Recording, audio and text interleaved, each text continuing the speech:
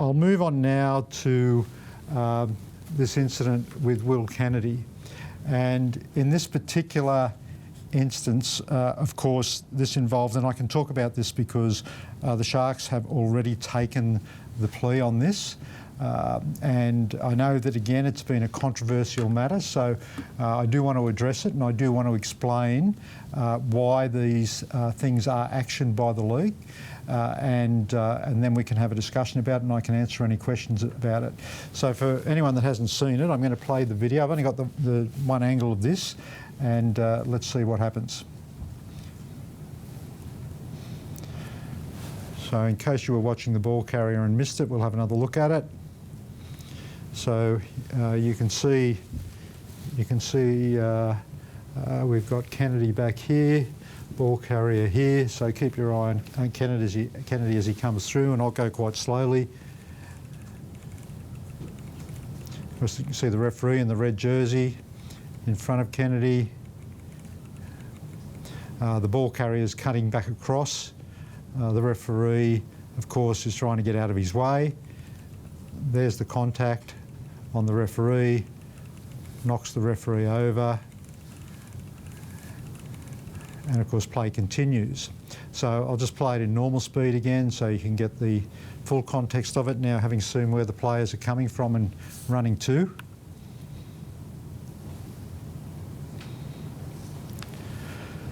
So that was reviewed by the Match Review Committee, and it was decided that that was a Grade 2 charge for contrary conduct, and that is obviously the contrary conduct is contact with the referee.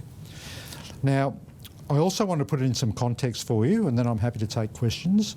So there have been 11 incidents so far reviewed since round 1 of contact with referees in games. 5 of those 11 incidents have resulted in charges. 3 of them have been a Grade 1 charge, and 2 of them have been a Grade 2 charge, including this one with Will Kennedy.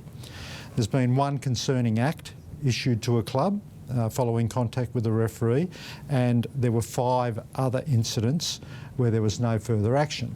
So there can be contact with the referees where there is no further action, and that can be because it's minor contact, or it could be based purely on the circumstances of coming straight towards each other, for example, and they both step to try and avoid a collision and they just run into each other. The particular aspect of this one, I will make it very clear, no one is suggesting that in any of these cases the players have deliberately tried to harm a referee or take a referee out, but there is a responsibility on players to avoid contact with referees. And the thing I wanted to point out about this one, and I'll show you the other Grade 2 in just a moment, is that if you look at this, you can see that the referee has got his back to Will Kennedy, so there is no way that he can know this collision's about to take place. There is no way he can brace for impact. There is no way that he has eyes in the back of his head and he can see that there's a collision about to take place. The only person who can see that this collision's about to take place is Will Kennedy. Now, I'm not saying he meant it, but he's the one that's looking forward, as opposed to the referee who's not looking at it at all. And you can see he starts to move back in because the ball carrier's coming in. The referee's in his way. There's no question the referee is in his way. I'm not disputing that. But we can never get to a stage where we make it permissible to move a referee out of the way, regardless of whether he's in the way or not. The referee has to be somewhere on the field, and they also have to be protected. We can't allow a situation where the referee's in the way, so I'm going to move him out of the way. We can never get to that point in our game. The ramifications for that, not just at NRL level, in fact probably not at NRL level, because we all know that players are not going to deliberately target referees. But the ramifications of saying it's acceptable if a referee's in the way to remove them out of the way across every level of the game, well, anyone with an axe to grind in a local park, somewhere under the control of the Commission, right across the country, right up and down the East Coast, anywhere that we play in this country, it's not very hard to get yourself into a position where you can have the referee between you and the ball, or you and a defender, and the next thing you know there's a collision and, oh sorry, it was an accident. You were in the way. We can never get to that point in our game. And this is not a one-off. And I want to go back, I want to take you back to round 2 this year. And this was an incident in the Storm and the Warriors in round 2. This was the other grade 2 charge. And this was Jerome Hughes. And we'll watch this one.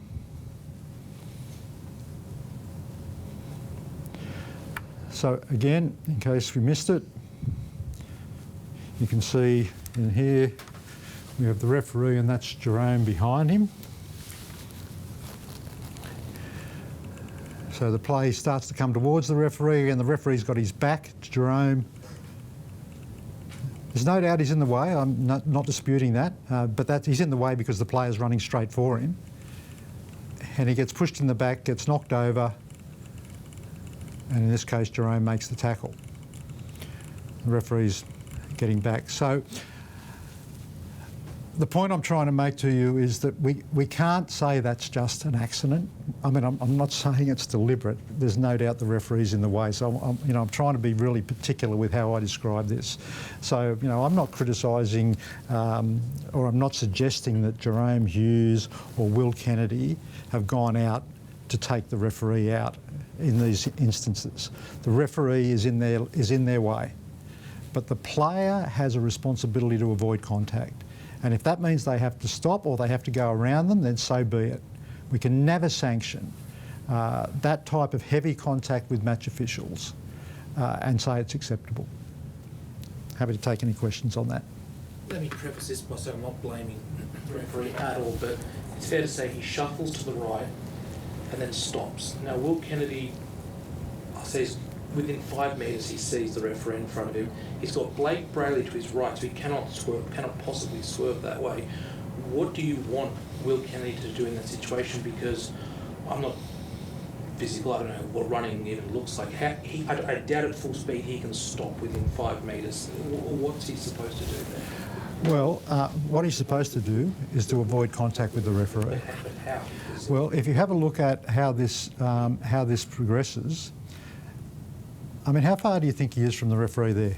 Yeah, but he's not looking. He's still looking at Will Paul. Fine, but Right now, 8 or 9 metres? 9 metres? What's the referee doing? But it's not. I'm not saying that there's nothing. Right now, he's seeing a referee. But right?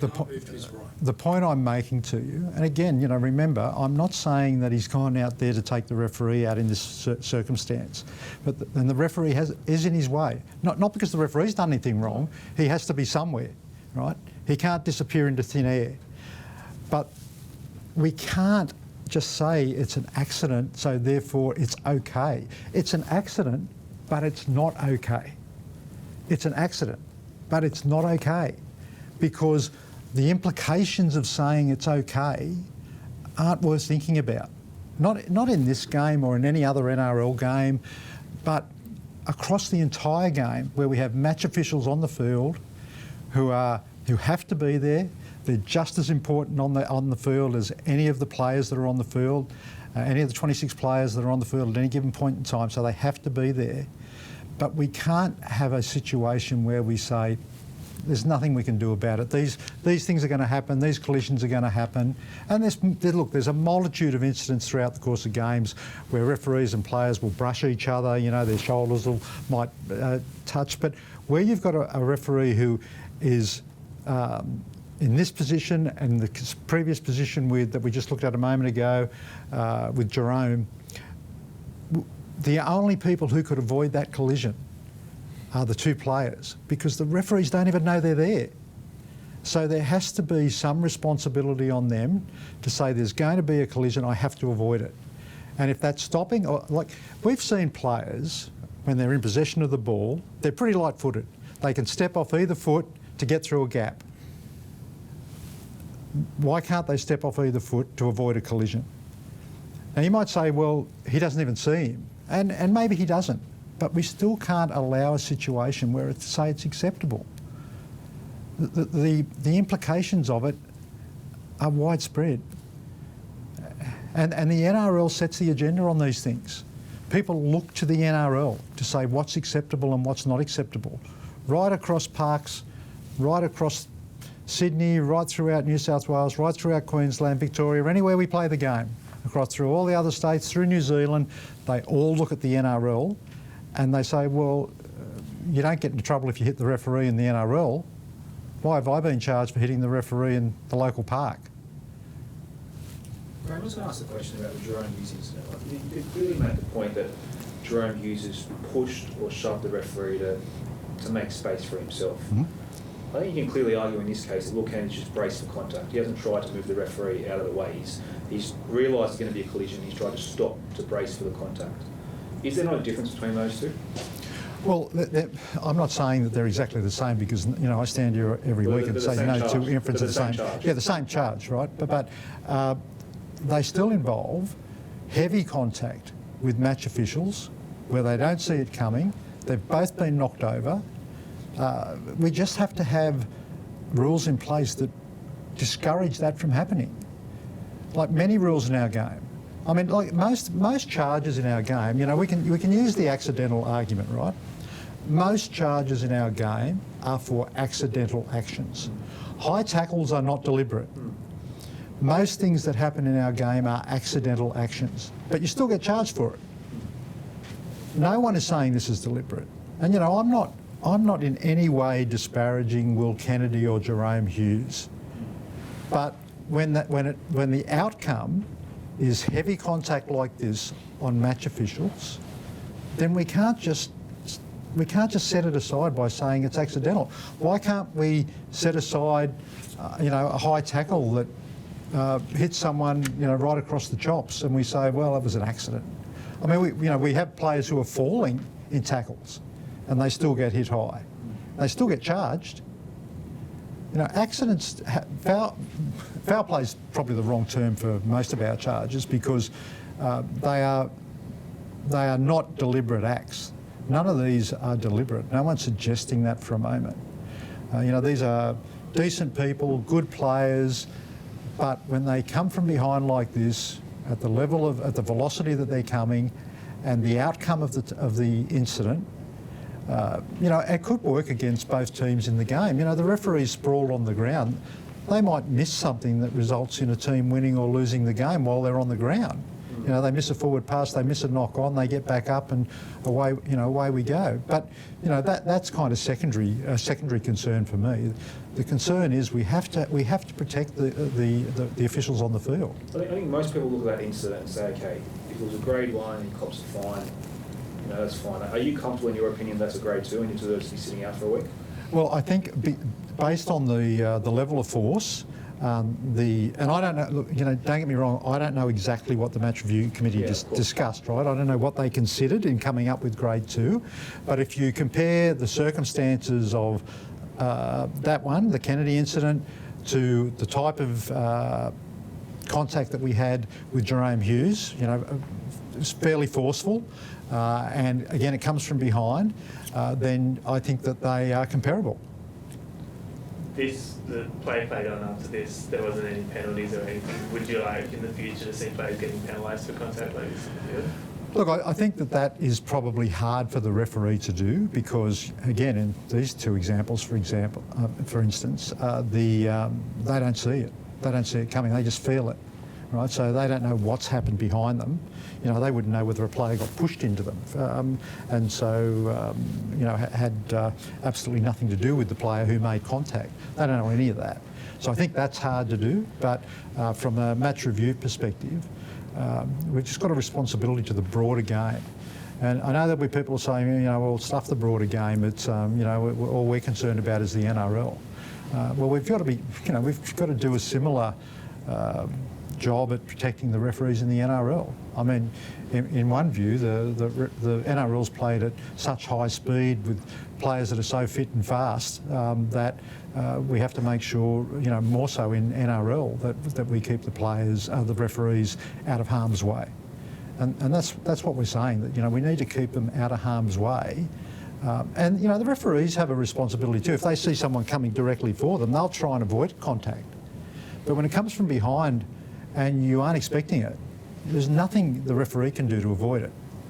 The only person who can try and avoid it is the player that makes contact.